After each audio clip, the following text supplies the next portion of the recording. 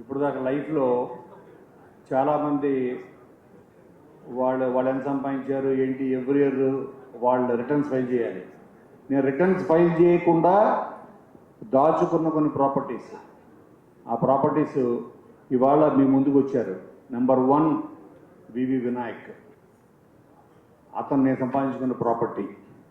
అంటే నా కోసం వచ్చిన ప్రతి వాళ్ళు, బాబీ, అలాగే నేను పరిచయం చేసిన శివ నిర్మాణ నా కోసం టీజర్ ఈవెంట్ అప్పుడు వచ్చాడు. చాలామంది ఇలాగా ఈరోజు ఇంకొక కొత్త ప్రాపర్టీ సంపాదించుకున్న, ఆ ప్రాపర్టీ సతీష్ జవ్హాజీ. సో వీళ్ళందరూ వీళ్ళ ప్రాపర్టీస్ అంటే వీళ్ళ నా ఆస్తులు. ఎందుకంటే వీళ్ళు రేపొద్దున నేనున్నా లేకపోయినా సినిమా అన్నది ఉంటుంది. సినిమా ఉన్నంతకాలం వీళ్ళు ఉంటారు. సో మనం వెళ్ళిపోయిన తర్వాత కూడా మన ప్రాపర్టీస్కి వారసులకు వెళ్ళిపోతుంటుంది.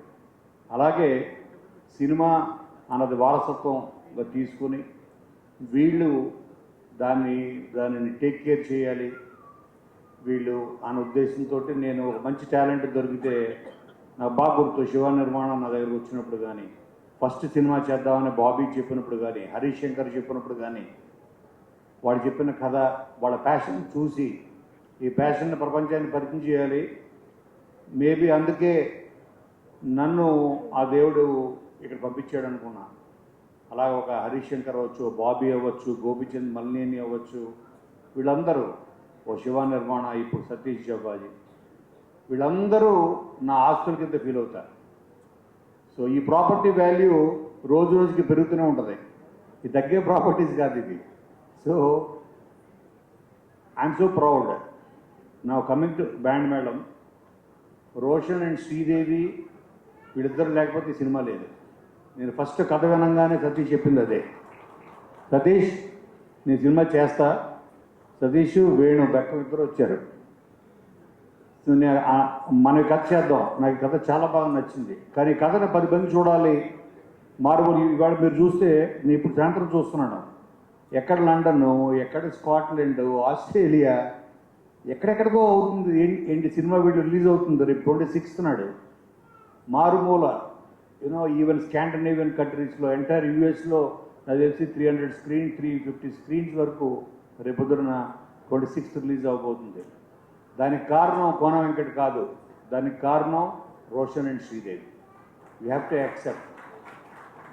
ఎందుకంటే వాళ్ళు కోర్ట్ అన్న మూవీతోటి, వాళ్ళ పెర్ఫార్మెన్స్ తోటి, నాని అన్నవాడు తను చెప్పిన ఒక గొప్ప మాట, మీరు ఈ సినిమా నా కోసం చూడండి, సినిమా నచ్చకపోతే మీరు ఎప్పుడు మళ్ళీ నా సినిమా చూడొద్దు అని చెప్పాడు. చాలా ధైర్యంగా చెప్పాడు. సో దానికి చాలా గట్స్ కావాలి, కన్విక్షన్ కావాలంటే ఆ కథ, ఆ సినిమా, వీళ్ళిద్దరూ, అలాగే మన రామ్ జగదీష్ ఇచ్చిన ఆ కథ, అతను తీసిన విధానం, ఇదే సేమ్ కాన్ఫిడెన్స్ నాకు సతీష్ వీళ్ళందరూ ఇచ్చారు. నేను ఈ కథ విన్నప్పుడు నేను కూడా చెప్తున్నా, ఈ సినిమాని తప్పక చూడండి. ఈ సినిమా మీకు నచ్చకపోతే నేను రాసిన సినిమా మళ్ళీ మీరు చూడద్దు. అలా అని రాయడం మానేరు. మీకు నచ్చేంత వరకు రాస్తూనే ఉంటా, కానీ నచ్చకపోతే నేను రాసింది మళ్ళీ చూడదు మీరు.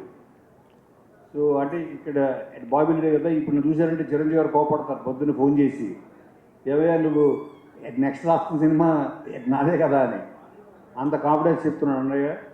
నేను సంపాదించుకున్న ఆస్తిల్లో మెగా ఆస్తి ఈ చిరంజీవి గారు నెంబర్ 1.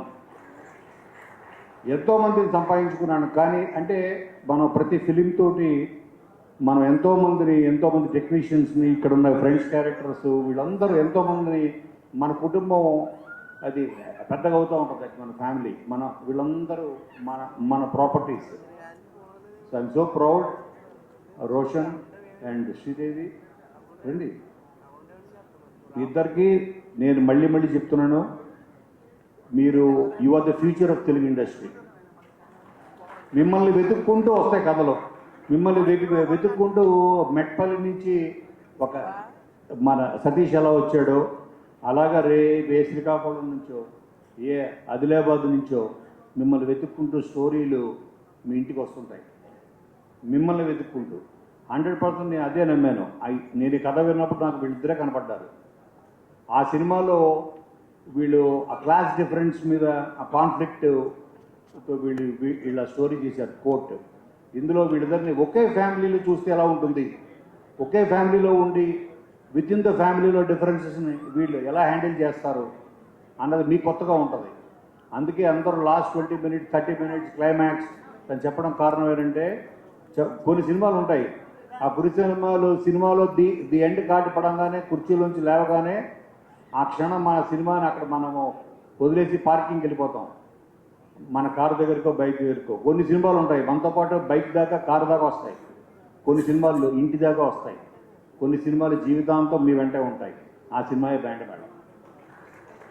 అటువంటి సో ఇంత మెమరబుల్ మీకు ఎవరు గుర్తుండరు. కోనా వెంకట గుర్తుంటాడు, సతీష్ జబాజీ గుర్తుంటాడు, వీళ్ళిద్దరే గుర్తుంటారు.